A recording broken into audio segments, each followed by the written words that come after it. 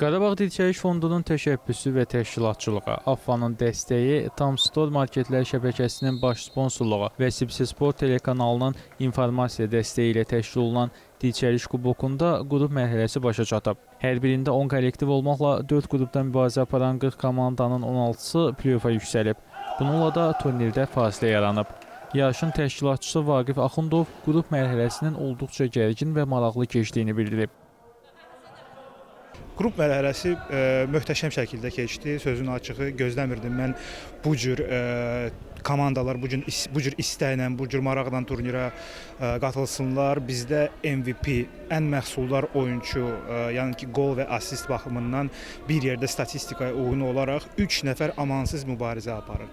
Sibsi Sportun üzvləri Şəmsəddin Abbasov və Fərid Ramazanovun çıxış etdiyi media komandası da adını 16 ən güclü komanda sırasına yazdırmağı bacarıb. Kollektivin çağırışdırıcısı İlqar Tağıyev qrup mərhələsini dəyərləndirib. Turnirə məğlubiyyətlə başlamağımıza baxmayaraq, növbəti oyunlarda uşaqlar özlərində təpər tapdı və toparlana bildik.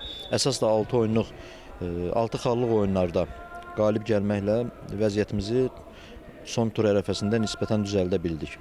Və bugün McDonald's kimi bir çətin komandanı məğlub etdiyimizə görə sevincliyəm. Uşaqlar əziyyət çəkdilər, rəqibin də haqqına girmək olmaz. Həqiqətən yaxşı gənc futbolçulardan ibarət bir komanda təşkil etmişdilər.